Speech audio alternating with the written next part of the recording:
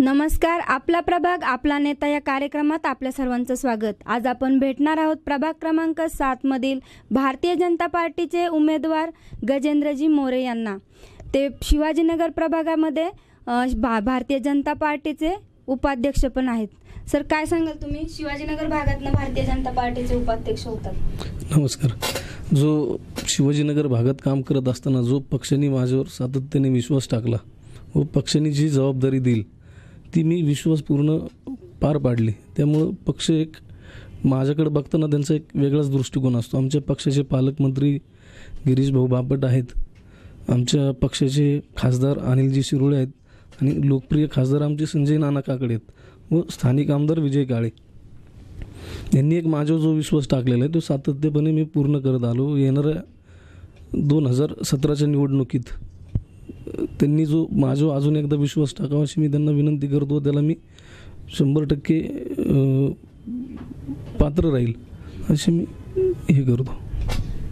तुमच्या प्रभागामध्ये तुम्ही खूप काही कामं केलेली आहेत, त्याबद्दल काय सांगा? म्हणजे कशा पद्धतीची तुम्ही कामं केलेली? आमचा पक्ष सत्तेत नसतानाही आम्ही खूप लोकांची वीजची कामं जी आहेत ती एका दिवसात आम्ही नागरिकांना वीज कनेक्शन दिलेले आहेत. मॅडम, अशी लोक प्रभागात आहेत की 18 वर्ष त्यांच्या घरात वीज कनेक्शन नाही आहे. असे एक वयस्कर जाधव आजी म्हणून आहेत की 18 वर्ष त्यांच्या घरात लाईट नव्हती पण त्यांना कुठेही नाही मिळालं नाही. त्यामुळे ज्या दिवशी त्या माझ्याकडे आल्या एका दिवसात त्यांना मी नवीन वीज कनेक्शन दिलं.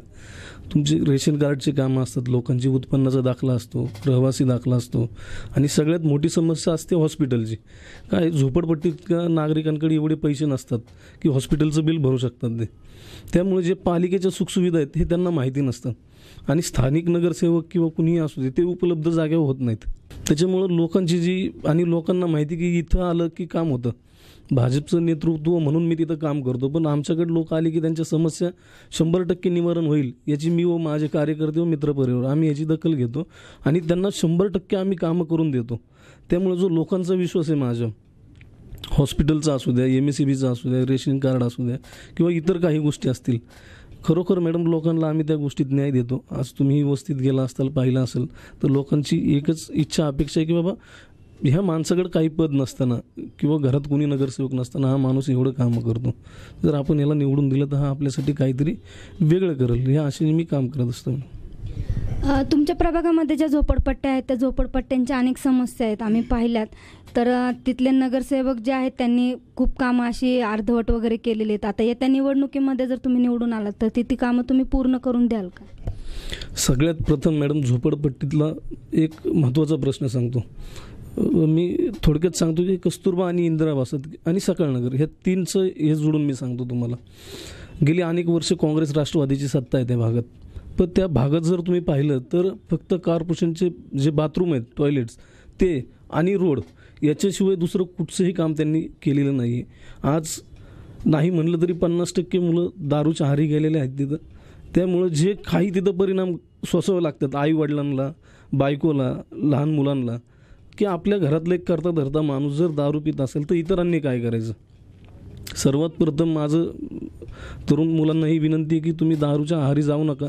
जो काही इलेक्शनचा पिरियड आहे हे 2 महिने तुम्हाला पैसे देणार आहेत किंवा दारू किंवा मटण, तर आपण ह्याच्या आहारी न जाता आपल्या फॅमिलीचा विचार करावा आणि त्या ह्यानी वाटचाल करावी. राहिला प्रश्न तिथलच्या नागरिकांना काय सुखसुविधा देणार, तर मॅडम सगळ्यात पहिले तिथं मी एक हॉस्पिटल बांधणार सरकारी जागेत, जे आज 15-20 वर्ष राष्ट्रवादी काँग्रेसची सत्ता असताना कधी झालेलं नाही आहे. ते आज झोपडपट्टी भाग आहे, तिथं जर एखादा इन्सिडन्स घडला तर लोकांना लांब जावं लागतं. आज औंधच्या इकडं हॉस्पिटल आहेत किंवा पुण्यामध्ये जावं लागतं. आज कस्तुरबा इंदिराच्या जवळ एखादं हॉस्पिटल नाही आहे. तर माझं सगळ्यात पहिलं काम असं असेल की मी सगळ्यात पहिलं लोकांना जी सुखसुविधा पाहिजे, जी हॉस्पिटल्स पाहिजे, ते हॉस्पिटल चांगल्या पद्धतीचं मी तिथं उभारीन. दुसरी गोष्ट मॅडम, मुलांना खेळायला क्रीडांगण नाही आहे तिथं. आज तुम्ही अवस्था पाहिली असेल की मुलगा घराच्या बाहेर निघाला तरी बसायला पण जागा नाही, तर खेळायचं मैदान लांब राहिलं.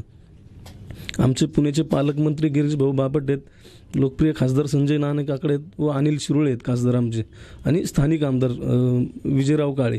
तर मी ह्या आमच्या 4 नेतृत्वापुढं मी हा एक प्रश्न मांडणार आहे त्यांना की आमच्या इथं केंद्रीय विद्यालयाचं ग्राउंड पूर्वी होतं आणि ते ओपन ग्राउंड होतं खेळायला, ते आता बंदिस्त केलेलं आहे. तर आमच्या पुण्याचे जो खासदार आहेत मी त्यांना एक विनंती अर्ज करणार आहे की त्यांनी लवकरात लवकर आम्हाला हे केंद्रीय विद्यालयाचं ग्राउंड ओपन करून द्यावं खेळण्यासाठी. आणि मला 100% माझ्या पक्ष नेतृत्वावर विश्वास आहे की ते माझ्या पत्राची दखल घेऊन आमच्या इथलच्या लहान मुलांना व नागरिकांना ते ग्राउंड ओपन करून देतील. दुसरी गोष्ट अशी मॅडम की आमच्या इथं उद्यान नाही आहे. आज लहान मुलांना कुठं खेळायला जायचं म्हणलं तर खेळाची सुखसुविधा नाही, मग कुठंतरी वाईट मार्गाला लहान मुलं लागतात. त्याच्यामुळं माझं सर्वप्रथम उद्यानाला मी तिथं सगळ्यात पहिली मान्यता देईल आणि उद्यान कसं चालू करता येईल मला त्या भागात ते मी पाहिल मॅडम. आता एक प्रश्न असा आहे की तुम्ही शिवाजीनगर भागातनं भारतीय जनता पार्टीचे उपाध्यक्ष राहिले आहात, तर आता जो भारतीय जनता पार्टीचा जो निर्णय म्हणजे मोदी सरकारने घेतलेला आहे की कॅशलेस व्यवहार करायचे, ते कितपत योग्य वाटते? तुम्ही भारतीय जनता पार्टीचे एक उपाध्यक्ष म्हणून सांगा. मॅडम हे मी सांगण्यापेक्षा तुम्ही नागरिकांमध्ये गेला असाल, नागरिकांचा जो प्रतिसाद आहे त्याला, झोपडपट्टीतली गोरगरीब जनता जो त्याला एवढा प्रतिसाद देतात की लोक आम्हाला भेटतात की खरोखर मोदी साहेबांनी जे काम केलं ते कुणी करू शकत नाही.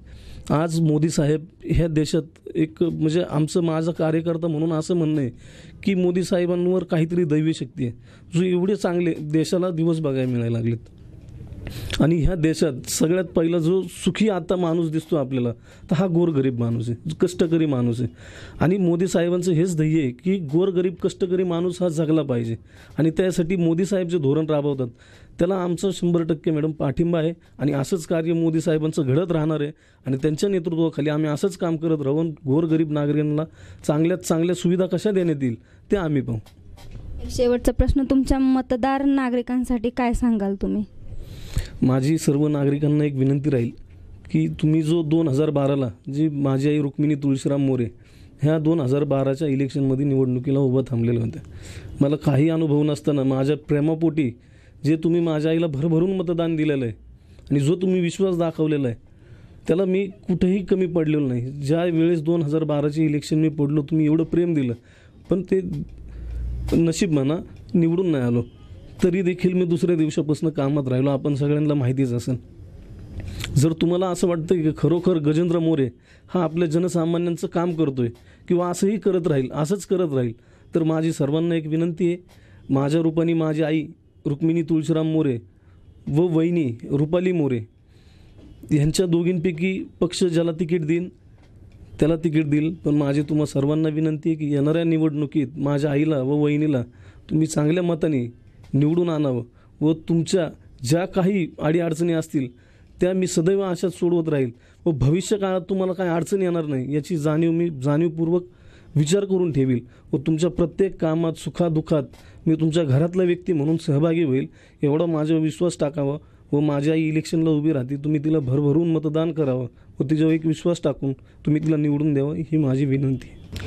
आज आपण भेटलो प्रभाग क्रमांक 7 मधील भारतीय जनता पार्टीचे उपाध्यक्ष गजेंद्र मोरे यांना. त्यांच्या आई यावर्षी निवडणुकीमध्ये उभ्या राहिलेल्या आहेत, तरी त्यांच्याकडून आम्ही अशी विनंती करतो की तुम्ही भरघोस मतांनी त्यांच्या आईला निवडून द्यावं.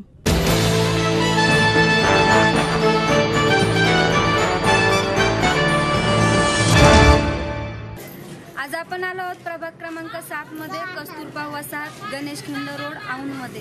या ठिकाणी गजेंद्रदादा मोरे यांच्या मातोश्री रुक्मिणीताई मोरे यांनी या वसाहतीमध्ये खूप काही फॅसिलिटीज उपलब्ध करून दिल्या आहेत. जाणून घेऊयात येथील महिलांकडून, येथील नागरिकांकडून काय सोयी सुविधा उपलब्ध करून. ताई काय सांगाल तुम्ही? काय मीटरचे कामं केले त्यांनी, म्हणजे अडीनडीला आमच्या इथं उभा राहतात पाठीशी आमच्या, तशी चांगली आहेत. मीटर नव्हतं आमच्या घरात त्यांनी. अजून काय काय सांगा?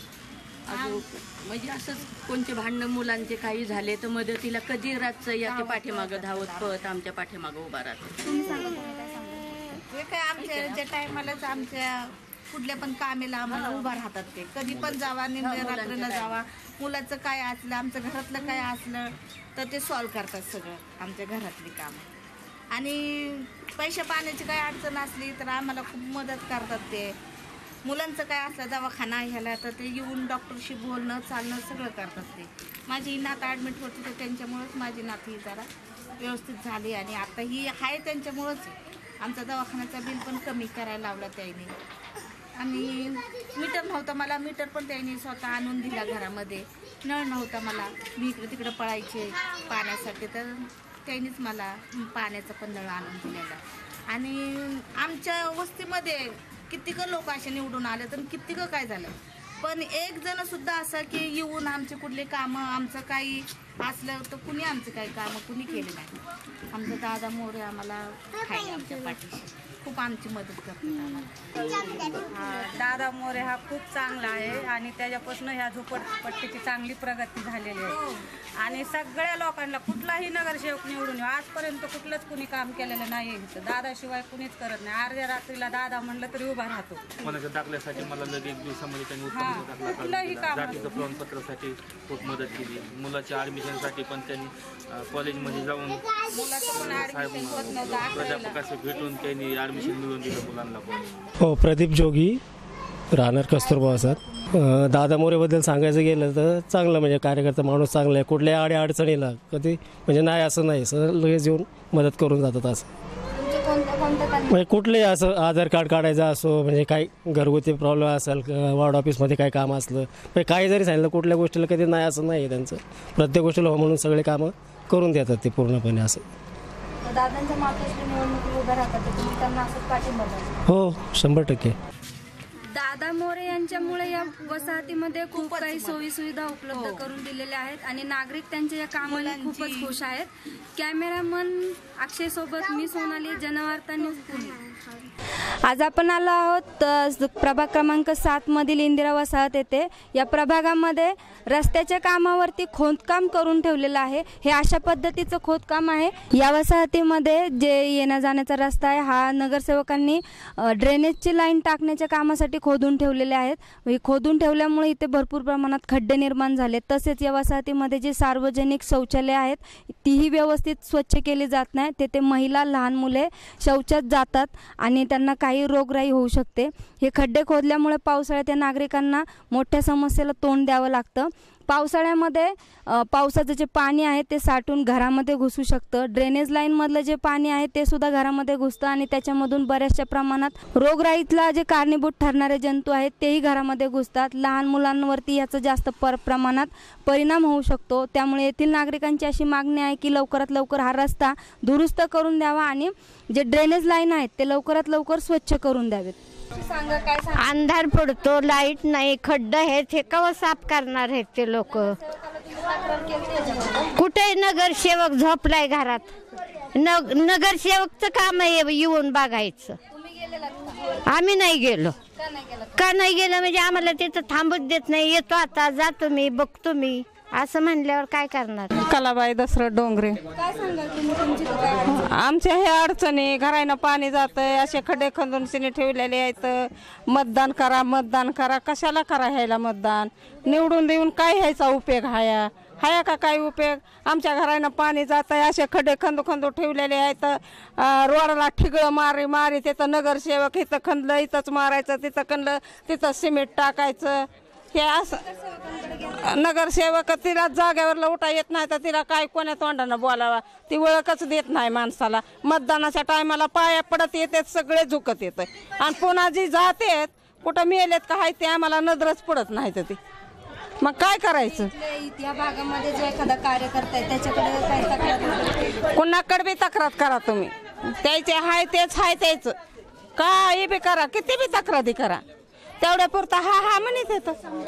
त्याच हाय तेच ते करीत येत ना. आज 5 वर्ष झालं, 5 वर्ष फक्त 1 वर्षभर आमचा पहिला रोड होता चांगला.